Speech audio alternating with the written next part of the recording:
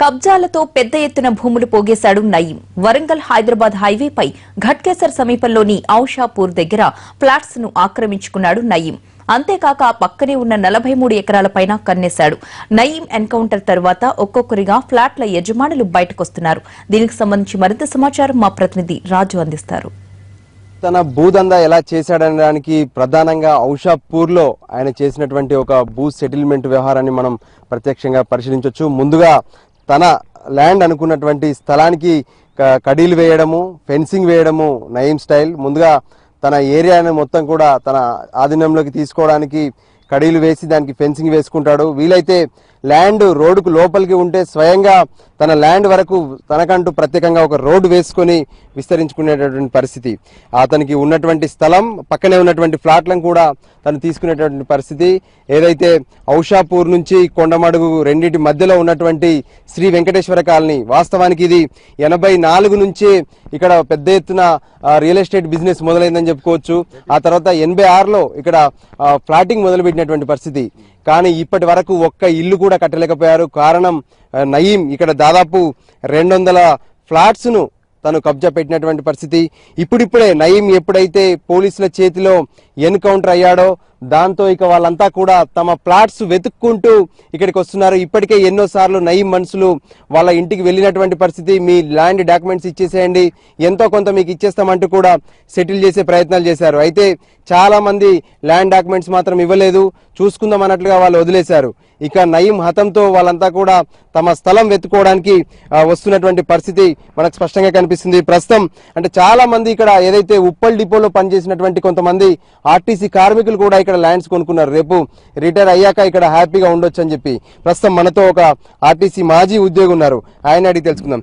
చెప్పండి, ఇక్కడ ఎప్పుడు మీరు ల్యాండ్ తీసుకున్నారు, ఎందుకోసం ఇప్పటిదాకా కట్టలేకపోయారు? 86 లో ఇక్కడ వెంచర్ అయింది అన్న, శ్రీ వెంకటేశ్వర కాలనీ అని. అయితే 86 లో మా ఫ్రెండ్ తీసుకున్నాడు, మా వల్కనైజర్. ఆ తర్వాత ఇంకొక ఆయన తీసుకొని నాకు అమ్మిండు 98 లో. అప్పటి నుంచి ఇక ఇట్లానే ఉన్నారు సార్. 10 years బ్యాక్ నా దగ్గర వచ్చినారు ఇంటికి, మన పేపర్లు చూసి, బాబు ఇంత కన్నా ఇస్తాం, మీకు ఇచ్చేయండి, మీ ఫ్రెండ్స్ కు మళ్ళీ మీరు పట్టుకురండి, వాళ్ళకి కూడా కొన్ని ఇస్తాం, నీకు ఎక్కువ పైసలు ఇస్తామన్నారు. అయితే నేను మా వాళ్ళు అన్నారు, దోస్తులు అన్నారు, పోందిరాబాయి మనకు ఎందుకు కోర్టులో కేసు వేద్దాం, ఎందుకు 10,000 5,000 తీసుకుంటాం మనం, తర్వాత మనం చూసుకుందామని వాళ్ళు చూపుకున్నారు అంతా. ఇక తర్వాత ఇప్పుడు నయం ఇట్లా ఎక్స్పైర్డ్ అయినా మేము కూడా ఇప్పుడు భూమి చూసుకోడానికి వస్తే ఇప్పుడు కడియలు లేవు, ఏం లేవు.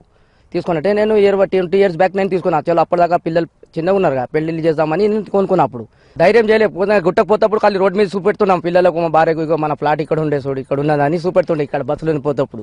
605 ఫ్లాట్స్ చేసినటువంటి పరిస్థితి. 605 ఫ్లాట్ లో 26 నుంచి 226 వరకు నయీం ముఠా కబ్జాలో ఉన్నటువంటి పరిస్థితి. ఇప్పటి వరకు కూడా అక్కడ ఎవరు ఏమాత్రం ముట్టుకోలేదు, ఎవరు కొనడానికి గానీ అమ్మడానికి గానీ సాహసించినటువంటి పరిస్థితి. ప్రస్తుతం ఇక్కడ కొంత ఈ వెంచర్లకు ఎప్పుడు కూడా అందుబాటులో ఉండేటువంటి వ్యక్తి ఉన్నారు. చెప్పండి, ఏం జరిగింది, ఇంతకాలంగా ఇక్కడ ఉన్నటువంటి పరిస్థితులు ఏంటి? ఫస్టే విలేజ్ ల్యాండ్ ఓనర్స్ వచ్చేసి దీన్ని కబ్జా పెట్టడం జరిగింది. మొత్తం మీద ప్లాటింగ్ నైట్ మొత్తం మీద కడీలు ఊడవికడం జరిగింది. మొత్తం ఫినిషింగ్ వేసేసారు. ఫినిషింగ్ వేసేస్తే లోకల్లో వచ్చి ఫినిషింగ్ అంతా తొలగించడం జరిగింది. మళ్ళీ మేము అంతా ల్యాండ్ డెనోఫికేషన్ చేసి మొత్తం కడీలు వేసిపించాము. వేయించిన తర్వాత ఇక వాళ్ళు మళ్ళీ మన జోలికి రాలేదు. ఆ తర్వాత నయీం 2007లో వచ్చి వాళ్ళు నయీం మనుషులు వచ్చి వాళ్ళు కొనుగోలు చేసి మేము ల్యాండ్ కబ్జా చేస్తున్నామని కొనుగోలు చేయడం జరిగింది. ఇక భయం అంటే మేము ఇక్కడ మేము అసలు ఇలా జోలికి మేము భయపడి కూడా సరే వాళ్ళు మూర్ఖులన్న ఆలోచనతోటి కూడా మేము ఎలాంటి జోలికి రాలేదు. మేము అసలు అడగలేదు, వాళ్ళు మా దగ్గరికి కూడా రాలేదు.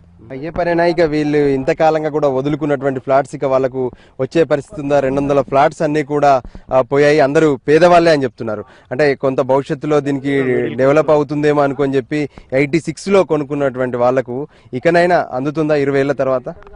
కంపల్సరీ అందుతుందన్న ఆలోచనలో కూడా ఉన్నాం మేము. కనీసం వాళ్ళకు కంపల్సరీ వాళ్ళకు పొజిషన్ కూడా ఇప్పించే ప్రయత్నం చేయడం మన ధర్మం, మనం చేయవలసిందే. ఎందుకంటే ఇప్పటికే అన్యాయం అయిపోయారు. చాలా ఎన్నో ఆశలతోటి పిల్లలు ఉన్నారు, పిల్లల భవిష్యత్తు ఏందనేది ఆశలతోటి ఆనాడు సరే 10 రూపాయలకు కొన్నారా, 100 రూపాయలకు కొన్నారా, 10,000 కొన్నారా అనే ఆలోచనతోటి వాళ్ళు కొనుక్కున్నారు.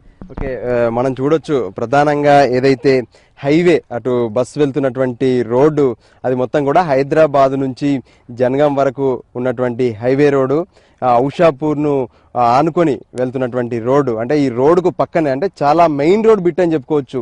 ఈ సెటిల్మెంట్ అనేది అంటే 1 కోట్ల రూపాయలకు సంబంధించినటువంటి ఆస్తి. ఇప్పుడు దీని విలువ కూడా పెద్ద ఎత్తున పెరిగిపోయింది. అయితే ఇప్పుడు ఇక దీన్ని కొంత సెటిల్ చేయాలనే ఆలోచనతో కూడా ఈ పక్కనే ఉన్నటువంటి ఫ్లాట్ లో కూడా ఆయన వాటా ఉంది. అందుకోసమే ఈ మధ్య కాలంలో కొంత దీనిపై దృష్టి పెట్టేందుకు ఆయన బయటికి వచ్చి హైదరాబాద్ లో కూడా కొంత తిరుగుతున్నాడనే అనుమానాలు కూడా వ్యక్తం చేస్తున్నటువంటి పరిస్థితి కనిపిస్తుంది.